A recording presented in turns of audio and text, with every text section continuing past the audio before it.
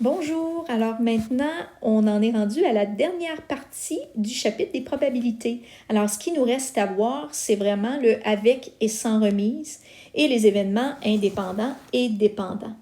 Alors, viens me mettre en marqueur, s'il te plaît. On y va avec expérience aléatoire à plusieurs étapes, avec et sans remise. Donc, on peut mener une expérience aléatoire à plusieurs étapes avec ou sans remise, avec remise. Et là, c'est important. Les probabilités demeurent identiques d'étape en étape. Tandis que sans remise, ça le dit, on ne remet pas ce que tu as déjà pigé. Le résultat d'une étape influence les probabilités de l'autre étape. Alors, on vient te dire que la probabilité de A suivie de B, dans le fond, c'est la probabilité de ton premier, exactement ce qu'on a calculé. Puis ta probabilité de ton deuxième, ça dépend de ce qui s'est passé comme première pige. Tu vas voir les deux tableaux que tu as devant toi, les deux petits arbres de probabilité vont vraiment venir t'aider à comprendre la différence du avec remise et sans remise. Expérience aléatoire avec remise. Regarde le premier. Tu as pigé 5 bleus, 3 vertes. Tu es d'accord avec moi qu'au total, ça fait 8 billes. Viens de l'écrire. 8 billes. Et là, il est écrit quelque chose d'hyper important. On remet la première bille dans le sac, puis t'en piges une nouvelle. Ça, c'est essentiel à savoir si c'est du avec ou sans remise. Ça vient complètement changer, tu vas voir. OK, regarde bien. On a mis nos titres. On a mis notre colonne probabilité parce que c'est un arbre des probabilités. Tu viens mettre tes branches. Alors, la première bille, tu as le choix de piger une bleue ou une verte. Ta bleue, tu as 5 billes bleues sur un total de 8. Ta verte, tu as 3 billes vertes sur un total de 8. Ça, c'est ta première pige. Ta deuxième pige. Si ta première bille pigée est bleue, ça peut être quoi les choix de la deuxième comme couleur? Bien, la même affaire. Ça peut soit être une bleue, soit une verte, et tes probabilités restent les mêmes. Et combien, regarde bien ça, rappelle-toi, c'est ce qu'on a vu dans 15.1. Combien de couleurs lors de ta première pige? 2. Combien de couleurs lors de ta deuxième pige? 2. Donc, tu auras 4 résultats dans ta colonne oméga. Voici les résultats possibles. Bleu suivi de bleu, bleu suivi de vert, vert suivi de bleu et vert suivi de vert. Et tu as ta colonne probabilité. Regarde ce qui est écrit. Le dénominateur est 8 car on a remis dans le sac la première bille pigée. Alors ça, c'est un avec remise. Observe qu'est-ce que ça veut dire un sans remise. OK, c'est parti pour le sans remise. Sans remise. Alors, on a pigé dans un sac la même affaire. 5 billes bleues puis 3 billes vertes. Tu es d'accord avec moi que c'est un total de 8 billes. Viens de l'écrire. 8 billes. Mais cette fois-ci, là, viens me mettre ça en marqueur aussi. On ne remet pas cette bille dans le sac, puis on en tire une nouvelle. Alors, regarde qu'est-ce que ça va changer sur ton arbre des probabilités, puis quand tu vas venir calculer les probabilités, quand il y a du sans remise. Alors, observe bien ça. Ta première bille, il ne change rien. Regarde, la première bille, c'est ça. Bleu suivi de vert. Regarde ta probabilité de ta bleue, c'est 5/8. Probabilité de vert, c'est 3/8. Maintenant, regarde ce qui se passe lors de la deuxième pige. Observe les dénominateurs. Pourquoi je suis rendue à 7?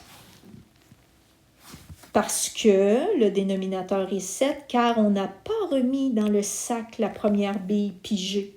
Alors, c'est pour ça. OK, observe.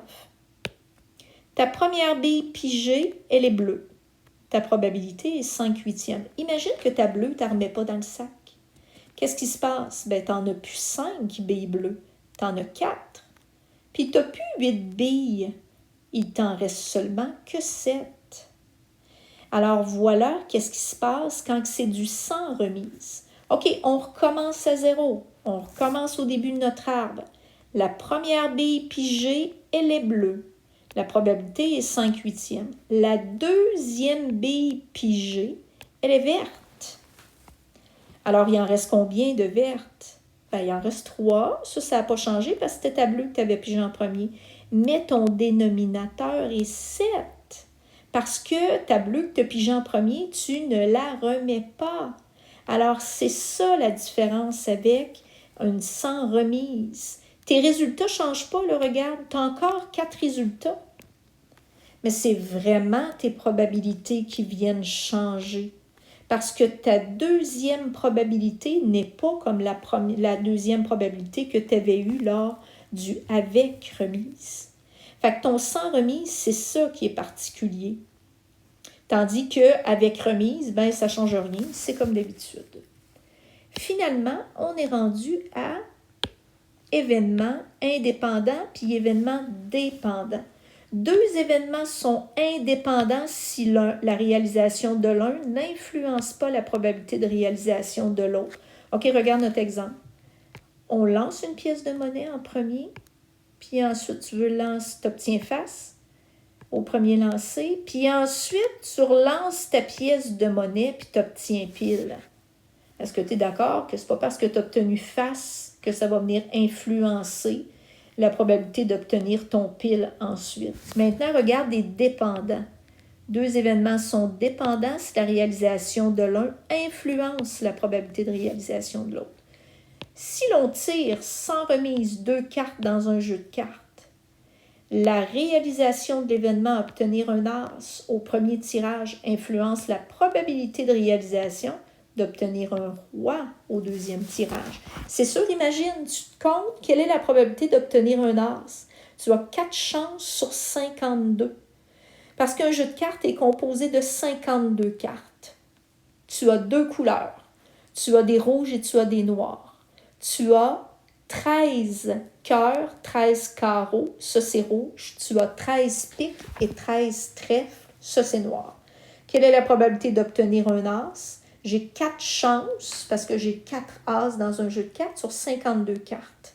Imagine que tu piges un as et que tu ne le remets pas. Tu n'as plus 52 cartes. Tu es rendu à 51 cartes. C'est pour ça que c'est dépendant la probabilité de venir calculer d'obtenir un roi lors de ta deuxième pige. Tu es d'accord que tu as 4 rois, mais tu n'es plus sur 52 cartes, tu es sur 51 cartes. C'est pour ça qu'on va dire que c'est dépendant, parce que la réalisation de l'un vient influencer la probabilité de réalisation de l'autre. Alors voilà ce qui conclut nos notes de cours 15.3 et le chapitre des probabilités.